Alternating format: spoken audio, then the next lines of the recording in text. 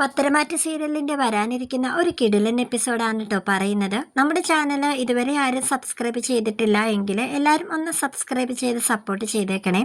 ആ രാത്രി നമ്മുടെ നവീന് ഉറക്കമില്ലാത്തൊരു രാത്രി കൂടിയായിരുന്നു കേട്ടോ. അങ്ങോട്ടും ഇങ്ങോട്ടും തിരിഞ്ഞു കിടക്കുകയാണ് കേട്ടോ. അങ്ങനെ മുത്തശ്ശൻ മുറിയിൽ ലൈറ്റ് കിടക്കുന്ന കണ്ടിട്ട് ഇടയ്ക്ക് വന്ന് ചോദിക്കുന്നുണ്ട്, നവീൻ മോനെ, നീ എന്താ ഇതുവരെ ഉറങ്ങാത്തത്? ഞാൻ കുറേ നേരം കൊണ്ട് ശ്രദ്ധിക്കുന്നു, നീ ഉറങ്ങാതെ ഈ ലൈറ്റ് ഇട്ടുകൊണ്ട് ഇങ്ങനെ ഇരിക്കുന്നത്. എന്താ മോനെ നിനക്ക് പറ്റിയത്? ഞാൻ രാവിലെ തൊട്ട് ശ്രദ്ധിക്കുന്നത് നിന്റെ മുഖത്ത് എന്തോ ഒരു വിഷമമുണ്ട്, എന്തോ ഒരു ടെൻഷനുണ്ട്. എന്താണെങ്കിലും നീ ഈ മുത്തശ്ശനോട് തുറന്നു പറ. നിന്റെ അമ്മയും അച്ഛനും ഇപ്പോൾ സ്ഥലത്തില്ലെന്നറിയാലോ. അതുകൊണ്ട് നിന്റെ എല്ലാ വിഷമങ്ങളും നീ എന്നോട് വേണം പറയാൻ. നിന്റെ അമ്മ പ്രത്യേകം പറഞ്ഞിട്ട് പോയതാ നിന്നെ ഒന്ന് കാര്യമായിട്ട് നോക്കിക്കോണമെന്ന്. എന്താണെങ്കിലും എന്നോട് തുറന്നു പറ മോനെ എന്ന് നവീനോട് മുത്തശ്ശൻ ചോദിക്കുന്നുണ്ട് കേട്ടോ. പക്ഷേ വ്യക്തമായ മറുപടി ഒന്നും മുത്തശ്ശനോട് നവീന് കൊടുക്കുന്നില്ല. എന്നാലും മുത്തശ്ശന് മനസ്സിലായി നന്ദുവിൻ്റെ കാര്യം ആണെന്ന്. കാരണം നന്ദുവിനോട് ഇഷ്ടമുള്ള കാര്യമൊക്കെ മുത്തശ്ശനോട് നേരത്തെ തന്നെ അവൻ പറഞ്ഞിട്ടുണ്ടല്ലോ. അതുകൊണ്ട് നന്ദുവുമായിട്ട് ബന്ധപ്പെട്ട എന്തോ ഒരു കാര്യം തന്നെയാണെന്ന് മുത്തശ്ശന് മനസ്സിലായി. അല്ലാതെ കേസുമായി ബന്ധപ്പെട്ട് നിന്റെ മുഖം ഇങ്ങനെ വാടിയൊന്നും ഇരിക്കത്തില്ലെന്നൊക്കെ നവീനോട് മുത്തശ്ശൻ പറയുന്നുണ്ട് കേട്ടോ. അങ്ങനെ നവീൻ മുത്തശ്ശനോട് പറയുന്നുണ്ട്, അതെ, മുത്തശ്ശൻ പറഞ്ഞത് തന്നെ നന്ദുവിൻ്റെ പ്രശ്നം തന്നെയാണ്. ഞാൻ അതിനെപ്പറ്റി ആലോചിക്കുകയായിരുന്നു. എന്തായാലും എൻ്റെ നന്ദുവിൻ്റെ വിവാഹം ഉടനെ തന്നെ നടക്കണം. അതിനു വേണ്ടിയിട്ട് ഞാൻ എന്തും ചെയ്യും എന്നിങ്ങനെ മുത്തശ്ശനോട് പറഞ്ഞിട്ട് അവൻ ലൈറ്റ് ഓഫാക്കി കിടക്കുന്നുണ്ട് കേട്ടോ. നവീൻ്റെ മനസ്സിൽ ഇപ്പോൾ സംശയത്തിൻ്റെ തിരമാലകൾ അലയടിച്ചുകൊണ്ടിരിക്കുകയാണ് കേട്ടോ. വേറൊന്നുമല്ല, ഒരു കേസിനെ സംബന്ധിച്ച് നവീൻ ബീച്ചിൽ ഒരു കൂട്ടരെ മീറ്റ് ചെയ്യാനായിട്ട് ഇങ്ങനെ വെയിറ്റ് ചെയ്തിരിക്കുകയായിരുന്നു കേട്ടോ. അപ്പോൾ അവിടെ വെച്ച് അനിയെയും നന്ദുവിനെയും അവൻ കാണുകയുണ്ടായി. ഇതുവരെ അവൻ മനസ്സിലാക്കിയിരുന്നത് അനിക്ക് മാത്രമാണ് നന്ദുവിനോട് ഇഷ്ടം എന്നും നന്ദുവിന് വെറും ഒരു ഫ്രണ്ട്ഷിപ്പ് മാത്രമാണ് അനിയോടുള്ളതെന്നും ആയിരുന്നു. എന്നാൽ അവർ തമ്മിലുള്ള വർത്തമാനവും പെരുമാറ്റ രീതിയും ഒക്കെ കണ്ടപ്പോൾ നവീന് ഭയങ്കരമായിട്ടുള്ള ഒരു സംശയം. നന്ദുവിനും ഇനി അതേ ഇഷ്ടം തന്നെ അനിയോട് ഉണ്ടോ? അനിയും നന്ദുവും സ്നേഹത്തിലാണോ എന്നൊക്കെ. കാരണം അനിയും നന്ദുവും കൈകോർത്ത് പിടിച്ച് ചേർന്ന് നടക്കുന്നതൊക്കെ നമ്മുടെ നവീൻ കണ്ടിരുന്നു കേട്ടോ. ആ ഒരു കാര്യം കണ്ടതിൽ പിന്നെ നമ്മുടെ നവീൻ്റെ മനസ്സ് ആകെ ചഞ്ചലപ്പെട്ടുകൊണ്ടിരിക്കുകയാണ്. ഭയങ്കരമായിട്ട് അവൻ വിഷമത്തിലാണ് കേട്ടോ. അങ്ങനെ അവൻ ഒരു കാര്യം തീരുമാനിക്കുന്നുണ്ട്, ഇതിൻ്റെ സത്യാവസ്ഥ എന്തായാലും അറിയണം. അതുകൊണ്ട് തന്നെ എൻ്റെ മനസ്സിലെ പ്രണയം നന്ദുവിനോട് തുറന്നു പറയാനായിട്ട് തീരുമാനിക്കാനായിട്ടുള്ള ഒരു സാഹചര്യത്തിൽ എത്തിച്ചേരുകയാണ് കേട്ടോ നവീൻ. അങ്ങനെ നന്ദുവിന് ഫോൺ ചെയ്ത് നന്ദുവിനെ ഒരു സ്ഥലത്ത് ഇങ്ങനെ വിളിച്ചു വരുത്തുന്നുണ്ട് കേട്ടോ.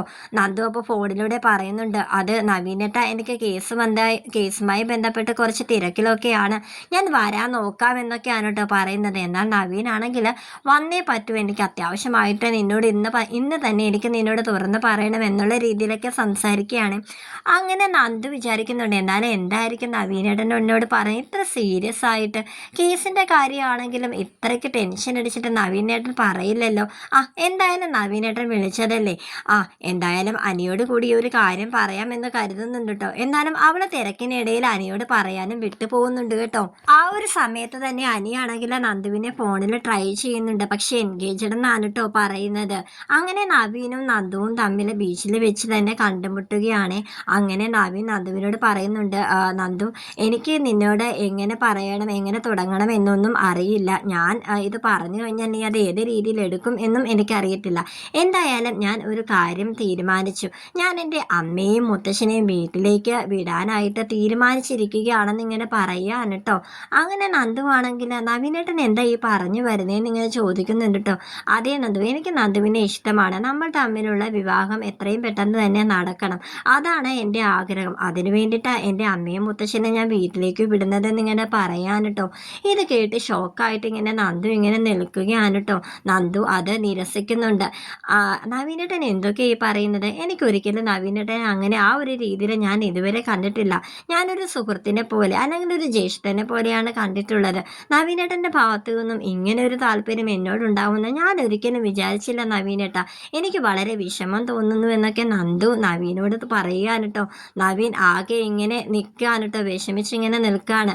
ഇനി നന്ദുവിന് ഒരു മറുപടി ഏത് രീതിയിൽ കൊടുക്കണം എന്ന് പോലും അറിയാതെ, എന്നിട്ട് ഭയങ്കരമായിട്ട് ദേഷ്യം അവന് പെട്ടെന്ന് വന്നിട്ട് പറയാണ്, എനിക്ക് മനസ്സിലായി നിനക്ക് അവനെയാണല്ലേ ഇഷ്ടം, ആ അനിയെ, അതുകൊണ്ടാണല്ലേ നീ എൻ്റെ സ്നേഹം നിരസിക്കുന്നത്.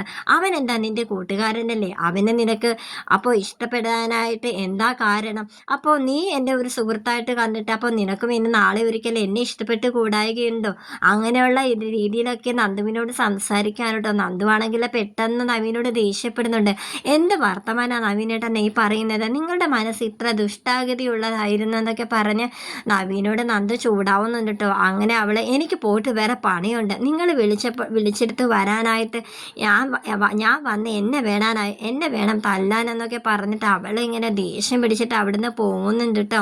ഈ ഒരു സമയത്താണെങ്കിൽ നവീൻ ഇങ്ങനെ അനിയെ എങ്ങനെയെങ്കിലും വക വരുത്തണം ആ ഒരു ചിന്താഗതിയോട് കൂടെ തന്നെ നിൽക്കുകയാണ് കേട്ടോ. അനിയോട് ക്രൂരമായ ഒരു ദേഷ്യമാണ് കേട്ടോ ഇപ്പോൾ അവൻ്റെ മനസ്സിൽ. അങ്ങനെ നവീൻ ഒരു തീരുമാനമെടുക്കുന്നു, എത്രയും പെട്ടെന്ന് നവീനെ വക വരുത്തണം എന്നുള്ള കാര്യത്തിൽ.